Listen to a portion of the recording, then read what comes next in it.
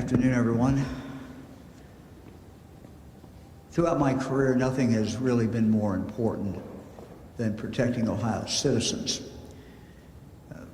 Since I took office, we've developed initiatives to keep our communities safe. We've worked together on laws that protect our families. Our ideas have been innovative, and they've helped a number of people.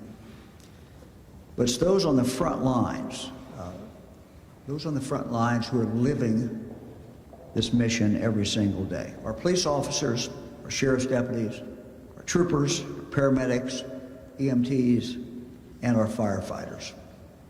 Our Homeland Security agents, our emergency management personnel. Many of these first responders are here with us today, including representatives from the Buckeye Sheriff's Association, the Ohio Association of Chiefs of Police, the Fraternal Order of Police, the Ohio State Highway Patrol, the Ohio Fire Chiefs Association, Ohio Fire Marshals Association, Ohio Fire Marshal's Office, Ohio Emergency Medical Services, and the Ohio Emergency Management Agency. These are the people who run towards danger. These are the people who risk their lives every day to keep us safe. These are the individuals who are truly, truly our protectors. To put it mildly, when it comes to law enforcement, these past few years have been difficult. There have been calls for defunding the police, which can leave officers feeling demoralized. Some have left the profession altogether. And sometimes there are not enough qualified new recruits stepping up to fill those shoes. This is clearly not the time to defund the police. This is time to fund the police, and to fund them in a new and creative way that helps them protect us against the violent offenders. Since taking office as governor in 2019, we have worked towards this goal. First, we created the Ohio Narcotics Intelligence Center to help law enforcement investigate complex drug trafficking cases. We launched Ohio's School Safety Center, the first statewide office of its kind that does nothing but focus on protecting school students and staff. We created the Ohio Office of Law Enforcement Recruitment. We created the Ohio Office of First Responder Wellness. And with the help of Ohio's General Assembly, we've dedicated millions of dollars in state funding from Ohio's operating budget to offer grants for body-worn cameras, to pay for innovative technology and other tools to counter violence. Although we've done much to help law enforcement fight crime in Ohio, COVID-19 brought about new challenges for our first responders. Challenges that further depleted their ranks and influenced a troubling increase in violent crime, not just here in Ohio, but across our country. We must do more, and we will do more. We today have, I believe, an incredible opportunity. An opportunity to more easily identify the violent criminals who illegally possess weapons and who use them without regard for who gets hurt. We have an opportunity to increase the speed at which we can identify the drug dealers selling the narcotics that are killing so many who are suffering from addiction. We have an opportunity to identify rapists faster before they attack again. And we have an opportunity to protect our protectors, our first responders who are repeatedly traumatized by the pain they encounter, they see day after day after day. Today I'm here to announce a new proposal to devote $250 million toward helping our first responder agencies recover from the impacts of the pandemic, to rebuild their ranks, to help fight back against crime, and to focus on our first responders well-being. This proposal was developed with support and with help from members of the Ohio General Assembly, including some of whom are with me today. Senator Teresa Gavarone, Senator Nathan Manning, Representative D.J. Swearingen, Representative Al Catrona, and Representative Tom Hall. I thank them, and I thank the other members of the General Assembly who have worked on this bill. Let's start with violent crime. Of the $250 million in federal American Rescue Plan Act funding, our proposal would dedicate $175 million towards supporting state and local law enforcement efforts to prevent violence, solve crimes, and hold violent offenders accountable. These funds would build upon things that we have already done to give our police officers and criminal justice partners the resources they need to keep us safe. This proposal, to spend $175 million, would help agencies with hotspot policing, allowing officers to put more focus on reducing crime in places where it is the worst. It will also support agencies' efforts to collaborate not only across communities, but across jurisdictions, since we know criminals don't stay within community lines. We are also collaborating now with Attorney General Dave Yost to develop a program to give law enforcement easier access to ballistics technology used to connect gun crimes and identify the people pulling the triggers on those crimes. Right now, there are guns and shell casings in evidence rooms across the state that hold a wealth of information, but they haven't been analyzed because the process for local agencies is cumbersome and complex. They need help. We intend to give them that help. This proposal would also help clear up backlogs in our crime labs and coroners' offices that have gotten bigger because of the pandemic. We're working with Attorney General Yost on this. He runs, of course, the state crime labs, and it would help those crime labs. But this would also benefit local crime labs across the state as well. By speeding up chemistry, toxicology, DNA, and other testing, this will help pick up the pace of investigations and decrease the time it takes to identify drug dealers and other criminals. Let me now turn to wellness and our first responders. This proposal would also direct a total of $75 million towards supporting the resilience, the recovery, and recruitment of Ohio's first responders. We ask our police officers day in, day out to do so very much. We ask them to deal with, frankly, the worst that society has to offer: the murderers, the child abusers, the rapists.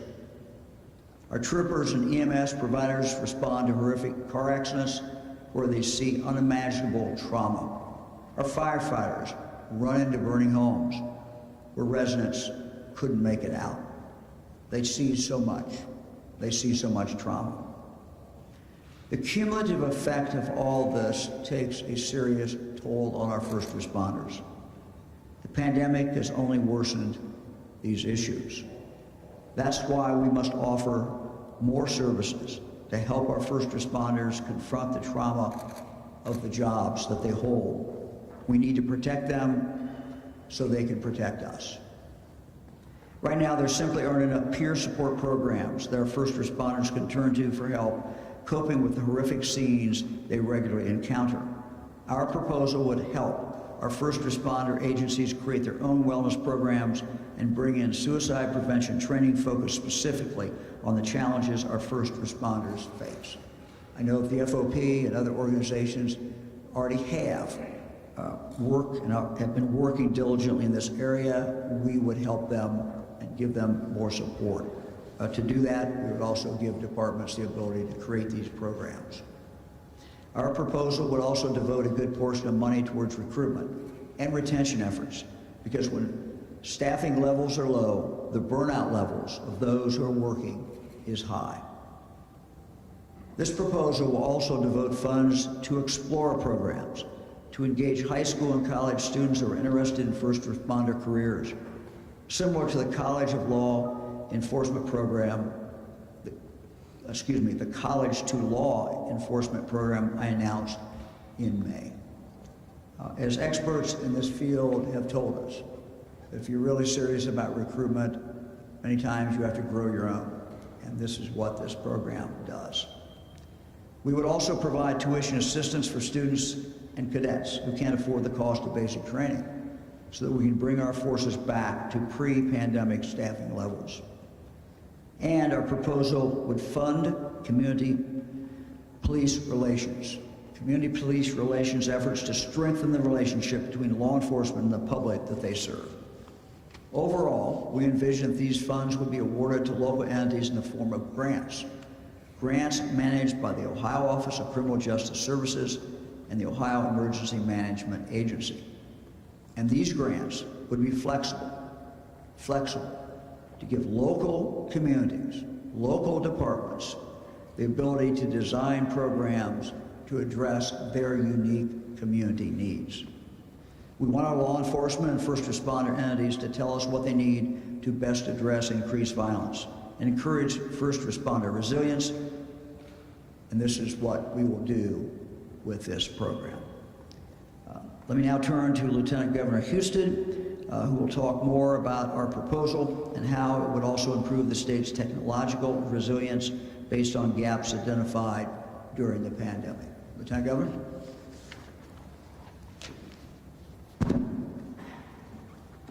Thank you, Governor.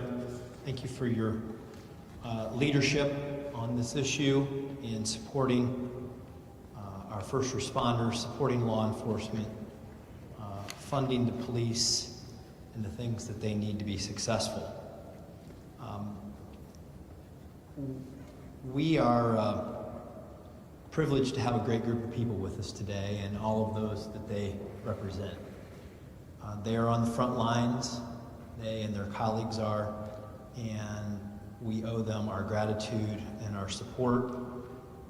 And I know that the governor and I and our legislators, when we talked about doing this, we knew that this would be a tangible way to support them in their effort. As the governor said, the part of the plan that I am discussing has to do with technology and resilience and support in that area that will help. We'll use $75 million to help Ohio's first responders in that respect.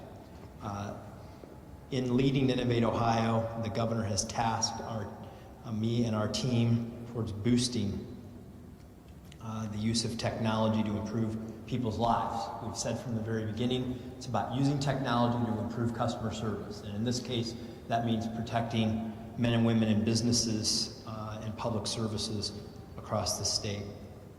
Tech investments can be a game changer when it comes to solving and preventing crimes. As law enforcement is adding technology and data sharing improvements to their toolkit, we know that criminals are also doing so. Specifically, cyber attacks are becoming more and more common, and no one is safe from this, including law enforcement officials and other first responders. Cyber criminals are becoming more advanced, and we need to invest in the infrastructure and the people to get ahead. That's why this funding will be used to support technology resiliency and addressing gaps in emergency response technology encountered during the pandemic, related particularly to communications in our technology systems, information sharing, and cybersecurity. In the first year, the First Responder Resilience and Recovery Grant Program will allocate funds toward technology upgrades to prevent cyber threats and assist first responders as they carry out these services for their respective communities. This includes cybersecurity resiliency to protect critical infrastructure for local and state partners, including education and outreach to public and private partners as well, such as best practices in education and outreach activities, planning, training, and exercises that mimic cyber attacks. We often call these tabletop exercises. We did those when I was Secretary of State. in addressing election security. This will enable more of those kinds of activities to occur at the local law enforcement levels. So as they think about protecting water infrastructure, utility infrastructure, other kinds of technologies and services that may be vulnerable and which they have the charge to protect. And it will also include misinformation and disinformation education campaigns so that people can have the facts. Funding will also go towards developing response capabilities to help locals navigate ransomware attacks and to protect, as I mentioned, the critical infrastructure, but those ransomware attacks are common and getting more sophisticated. We need to continue to provide support for local first responders to protect themselves and others. These investments in technology will be provided to support our first responders in homeland security and emergency management, to help recover, respond to these pandemic demands, to increase capacity to improve communication that overcomes technology challenges, and expand local cybersecurity fraud prevention efforts to address vulnerabilities that I'm sure several of these folks behind me at some point will be able to highlight in more practical depth. I want to again thank the members of the General Assembly for responding so quickly. As the governor called on them to do, they have agreed to respond quickly, and I want to thank our police officers, paramedics, EMTs, firefighters, and those who are serving all of us every day. They keep our families, our businesses, and our state and community safe, and we appreciate them being here today. Governor? Thank you. Thank you very much. Again, I want to thank the members of the General Assembly we have here, Senator Gavrone and Manning and Hall. Would like to ask them to say a few words. Would also like to invite Representative Swearingen and Catrona to the podium. Thank you very much. We'll start with Senator Gavrone.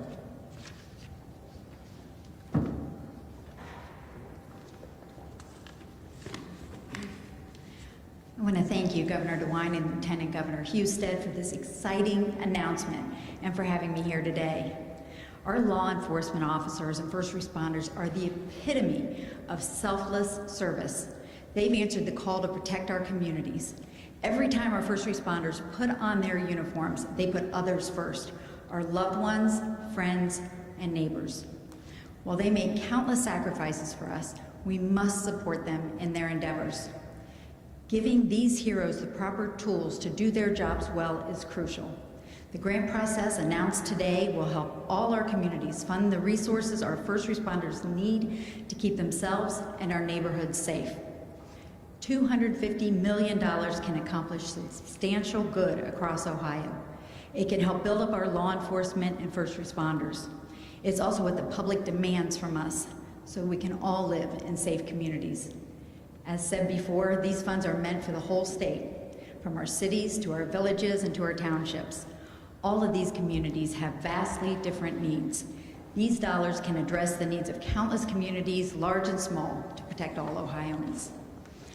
Take it from me, I have a district that has the suburbs of Toledo and cities like Sandusky and Wauseon, villages and townships, and they all have different needs.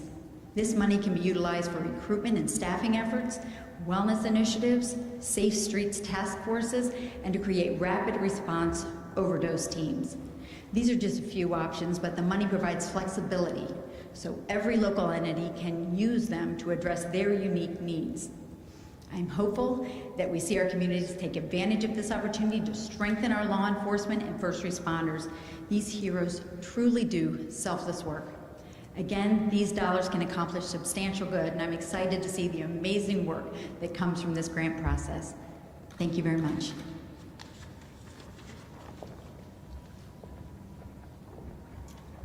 Thank you, Governor. Thank you, Lieutenant Governor, for having us here. Let me first say it's truly an honor to stand with all these amazing men and women, true heroes in our society. I'm really excited that the Governor's office and the House and the Senate were able to come together with this great plan.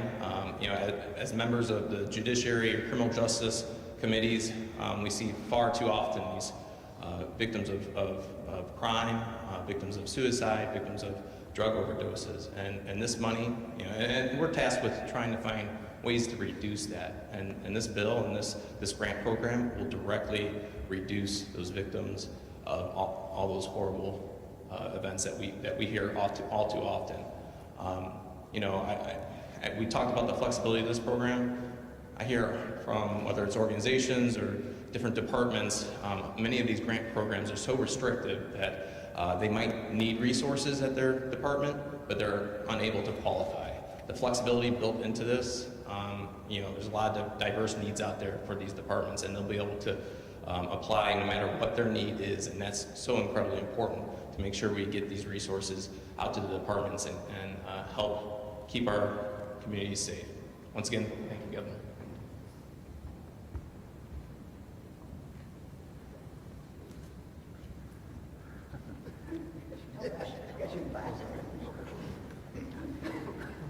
Yeah, we would just like, from the House side of things, we'd like to take the opportunity to thank the Governor and the Lieutenant Governor for inviting us here today for this great initiative.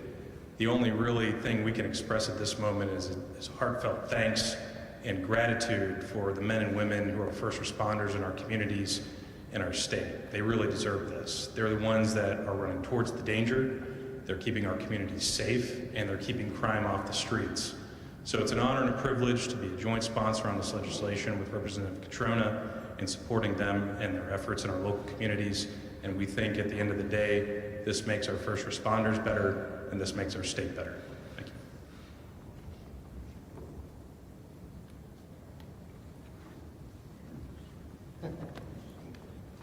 Well, first off, I just want to say this is a very exciting day. This is promises made, promises kept. I know a lot of people, like Representative Swearingen and myself, we said that we were not going to defund, but rather we would fund our police and our law enforcement, our first responders, those brave men and women that go out every single day. Now, being somebody who's from the Valley, from the Youngstown area, I know that these grant funds will be essential for them, as crime, unfortunately, has come rampant in those areas. And I'm just really honored that we were able to come together and be a joint sponsor for our legislation and to have the Senate on board and to see this go to the finish line. So just really honored to be a part of this program, part of the process, and thankful for the governor's office and their willingness to see this go to the finish line. So thank you. And let me thank the members of the General Assembly. Let me introduce now Outgoing Buckeye State Sheriff's Association President Hardin County Sheriff Keith Everhart.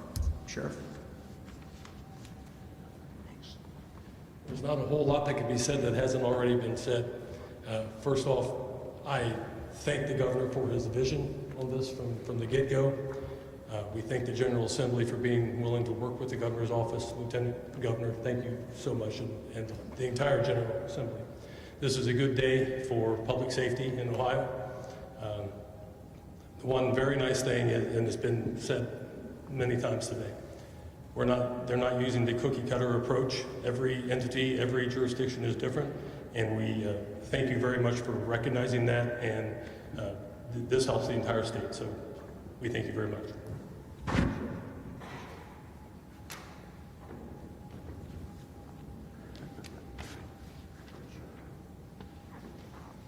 I also want to mention that we have representatives from the Ohio Prosecutors Association, and we appreciate them being here. Also members of local government who are here supporting this. Let me now introduce Findlay Mayor Christina Murrin to discuss the importance of this funding for our local communities. Mayor? Good afternoon. As the governor said, I'm here representing kind of the local voice, and as a director with the Ohio Mayor's Alliance, I'm here to share first our thanks to those who were a part of it, and as we listed so many of them today, it takes a team to accomplish true change. And over the past 2 years, I can guarantee there's one population that has not worked from home a single day, and that is our state's first responders. And as I talked to them throughout the pandemic, they kept saying, we just need to know you support us. They are willing to show up every day and put their lives on the line to keep our communities safe, to intervene when no one else wants to, and to see each of us at our lowest point. As mayors, we're responsible for making sure that every day your water turns on, your toilets flush, your roads are easy to be able to drive on, and our most important responsibility is making sure that you have a safe community. Why? Because it's the right thing to do, but also because we know that safe communities are prosperous communities. And the governor and his team recognize that. So as we look at investing $250 million, that's a lot of money. For sure, that can do a lot of good, and I know we've been throwing out trillions and billions, and so it may not seem like a lot, but I can guarantee you it is exactly what we need in this moment to continue to move our communities forward. And so in Findlay, as we're talking about how we use our ARPA dollars wisely, we talk about making innovative investments for sustainable solutions. And that's what this is all about. We're putting money towards problems that we know are in our communities that we haven't been able to move the needle on at a fast enough pace. And by making this additional investment, we'll see true change. And so whether it be in Findlay as we look at dash and body cams, or looking at mental health for our community members or for our police and first responders, this will make a true difference. And I know we've said it a couple times, that flexibility is key. And as mayors, as we've talked to the governor and his team, that's something he is probably tired of hearing, but we appreciate him continuing to pay attention because Findlay is not Columbus, we're not Cincinnati, we're not Middletown with Mayor Condrey, or so many other communities. But we're proud and we all faced with the same challenges, and we want to step up to the plate to continue to serve our communities well, to bring our state out of the pandemic and make sure that Ohio is the top competitor that we know and love and want to continue to see. So thank you for being here. Thank you for spreading this message and making sure that those across the state know that we understand the importance of investments into our safety services, and though it may not seem like a lot, we know that our teams will step up to make it a true, measurable change so that these safer communities are more prosperous. Thank you for having me here today. Be happy to take questions. Governor, some lawmakers are calling for cities and villages to pay, by one estimate, more than $200 million towards the state police and fire pension fund. What do you think of that proposal, and why not propose using some of this money to help shore up the pension fund? Well, I'm going to take a look at that. This is a discussion that we have to have. We owe an obligation to our police officers, retired police officers, to make sure that they have what they were promised. We have to figure that out. So we're very open to a discussion about how to do that. This money is different. This money is designed to give local law enforcement some of the tools that they need to protect us. We've gone through a very difficult time during the pandemic. Pandemic has added to the burden of law enforcement in many, many ways. We have to help them at this point. I believe also that we are strictly prohibited from using this funding for that purpose. So our OMB director is not here, but I see a lot of staff heads nodding, so I think I'm pretty sure on that one. Yeah, these are federal dollars, and we have to follow what the federal government tells us we can spend them on. Is this all from federal sources? Is this all from the? Yes. Yeah, it all is. It's all the ARPA dollars. Hello, Governor. This is a question for you and for maybe any of the other folks in law enforcement circles. So back in April, you had an announcement with Representative Abrams and Representative Plummer on kind of on having a police reform bill, basically having establishing kind of use support databases, establishing an oversight board, a licensing system for police. So it's almost the end of the year now. I'm just curious as to what the status of that is, and also why the delay. Yeah, look, I very much support the police reform bill that we put forward. It is a bill that was worked out over a number of months with community groups as well as police groups, and there is really no reason that we should not move forward in regard to this bill. So we, feel that the bill helps to protect the police and it helps to protect the public. And these are reforms that are timely and reforms that need to be made. Do you expect this bill to be sent to your desk this week? Well, that's a question more for the Speaker and the Senate President. But this is something that we have discussed. Obviously, as you see, the members of the General Assembly who are here, they might have a better idea of the timing. I try not to get into the business of the Senate and the House. If anybody's got it. To the Governor, Lieutenant Governor, or anyone else that can speak to this, back during the community police group that was developing the wellness standard, there was kind of conversation by officers, or at least the one officer that presented his personal experience, that he felt squeezed or pressed not only by events in the community or by community expectations, but by threats, and that they sometimes felt like they were not supported by the leadership of their departments, and that it was a significant kind of worry and consternation for them. So, to what extent is that being discussed now? I know the funding may not be anchored to that, but what's the conversation around officers receiving support? I know if you're watching from their own. Yeah, I don't really have a comment about that. What I do know is that nationwide and in Ohio, we're losing too many officers to suicide. The stress on police is always great. The pandemic has not helped that. It's made it worse. I think controversies, have made it situation that we're in today in the last several years. Different high-profile cases have certainly not made it easier in regard to the recruiting of police officers. So this bill is focused on recruiting of police officers, but it's also focused on the obligation that we owe to every police officer in the state of Ohio. Police officers, men and women, are doing jobs that others are not doing. They're doing jobs that we don't have to do every day. They run towards danger. They do not run away from it. When they get up in the morning and get dressed and put on their uniform, members of their family, I'm sure, look at them and wonder what are they going to encounter that day. And they probably wonder what they're going to encounter as well.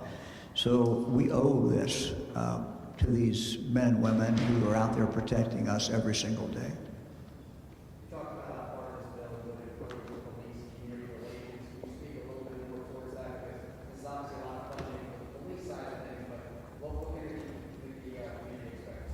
Well, look, innovative chiefs, innovative cities have come up with different forms of community policing. And that certainly is one of the areas that could be funded under this bill. So what this bill really does is it says to the local police department, here are the big goals, and these are not dissimilar goals to what goals we always have in law enforcement. And you can design your own program for your own community. Tell us how you're going to do it, and you have a great shot of getting it funded. So community policing would certainly be one of the areas that would be covered. What are the outcomes of the grants? Will it be competitive or first come? Yeah, these are going to be competitive grants. The Office of Criminal Justice Services will set up the parameters of that. I have told them and told them in front of all the officers behind me just a few minutes ago that I was in a pretty big hurry, and we should make this as simple as we can, but we also should try to get the money out as quickly as we can. Now we're getting a little ahead of ourselves because we have to it needs to pass in the General Assembly, it needs to be signed by the governor. But once that happens, then the Office of Criminal Justice Services, Carlton Moore, has my specific instructions to move as quickly as possible. Governor, in an effort to fight violent crime in some jurisdictions, police departments have opted to target patrols and increase patrols in certain areas that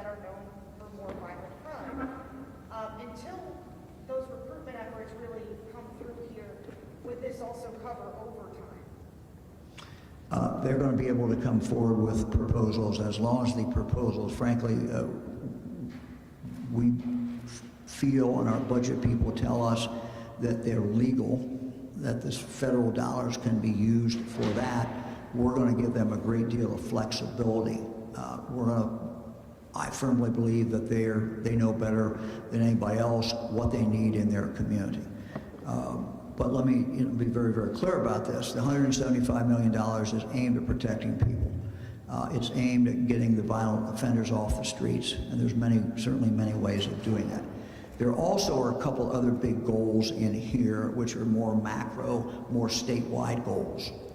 And we'll have more announcements and more information at a news conference in the future to be held by myself and the Attorney General in regard to ballistics. I think it would probably shock people to know that we have guns, we have casing that have not been entered into a system, and we really need to get caught up all over the state of Ohio.